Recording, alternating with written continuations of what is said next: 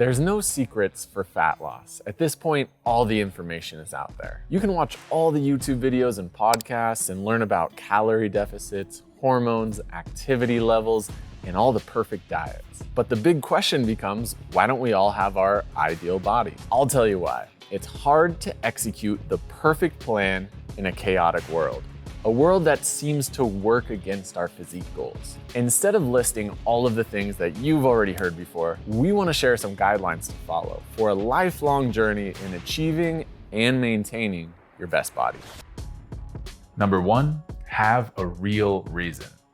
Positive change is never easy. So when the going gets tough, you better have a real reason to keep you on track. Slimming down for a wedding never lasts, and you won't keep going to the gym just because the gym membership was half off. We're looking for a deep down why statement, something that changes who you are at your foundation, your identity. Here's a real life example. My buddy Jimmy was overweight and unathletic in his 20s to the point where he couldn't even do a single pull-up. On a whim, he went to a climbing gym with his buddies and really enjoyed it. He started going more regularly and eventually got pretty serious about climbing. He went from being a weekend warrior to someone who actually called themselves a climber. And guess what? Climbers aren't overweight. They're lean, they're muscular, and they can do lots of pull-ups. He started taking himself seriously by training hard, eating really well, and eventually he started traveling the country, climbing in really dope locations. All this while working a 40-hour-a-week engineering job. So, if your reasons are half-hearted, you'll get half-hearted results. Find that why that makes you welcome hardship instead of quitting at the first sign of it. Number 2, experiment and learn about your diet tendencies. Here's a common scenario. Some fitness influencer shares his diet of chicken breast, broccoli, and almonds, and you try to adopt it for yourself to get shredded. Only you don't really like broccoli. Come to realize it, you don't really like almonds and chicken that much either. So after maybe 1 or 2 weeks of suffering through this diet, you find yourself back eating fast food or chips on the couch. Or maybe you do stick it out, you see some results, but then months down the line, you fall back into old habits. Short-term results aren't permanent if you're faking it. It's time to do some research. Find some eating strategies that resonate with you, things that you feel like you could stick to in the long run. How can we take some small steps towards eating a higher quality diet rather than trying to emulate someone else's perfect diet? At the end of the day, eating should be a positive experience. It should fuel our bodies and be enjoyable. If you're eating something that you don't like just because it's healthy, you probably won't be able to sustain that. And we all have certain patterns that we fall into. Usually stress and fatigue make us fall into negative ones. When you're fresh off a good night of sleep, it's easy to make all the good choices.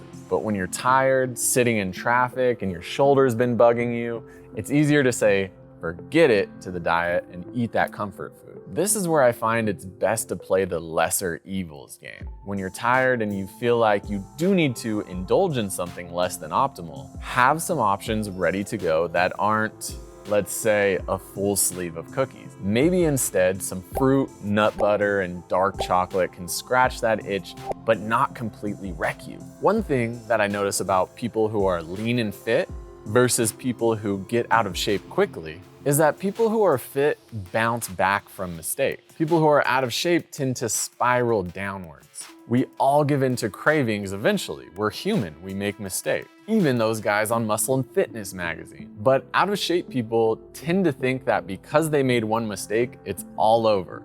Might as well make the next and the next. Fit people tend to be better at shaking that off and getting back on track. If you gave into indulgence and had 3 pieces of cake last night, great. Now you're stocked up on energy stores and ready to do a little bit extra in your workout. Your diet will never be perfect, but we can always take small steps in making it better and better. This video is sponsored by Viori. This is Viori. Viori makes clothes that are meant to move in and are extremely comfortable. Back in 2020, I traveled down to Mexico to live for about 3 months. I knew I'd be on the beach a bunch, so before I left, I went to pick up some board shorts. I picked up some Viori shorts thinking this is what I'll put on to hop in the ocean or a pool. What I didn't expect is that I'd spend most of my days wearing these shorts. They ended up being so versatile that I was wearing them to train in, to walk around town, even to go to dinner at night. I was really surprised at how comfortable and functional these shorts were. And I'll be honest, these days I don't wear anything that restricts my movements. I don't even own a pair of jeans. My mom loves me wearing sweats at family events. But Viori has become one of the only brands that I depend on for clothes that don't restrict my movement, are super comfortable, and that actually looks good. I don't want to wear pajama pants out every day. So after wearing Viori products for 3 years, I can highly recommend them to you guys. Right now, they're giving the Strengthside audience 20% off your first order, and you'll get free shipping on any US orders over $75, free returns. If you like to move every day, but also want to look sharp like myself, this is Viori. And use that first link in the description. Get yourself some new gear. And back to... Switch your focus up.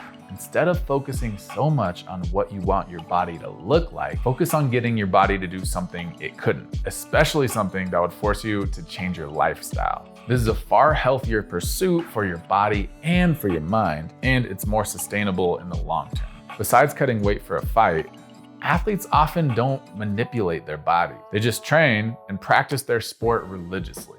Their lifestyle and eating habits mold to their training, and the body takes the form of their sport. Sprinters are lean and have jacked legs because they're constantly training for power.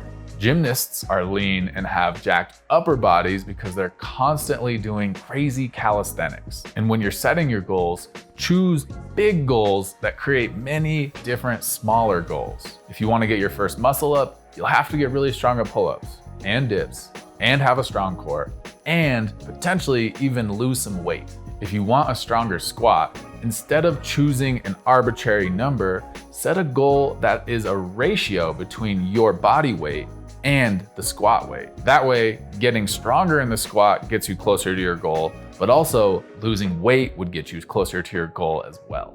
Being wise with your goal setting can be a game changer for your results. So lastly, I think the best measure of your best body is really how you feel. It's not so much about the number on the scale or even how you look in the mirror.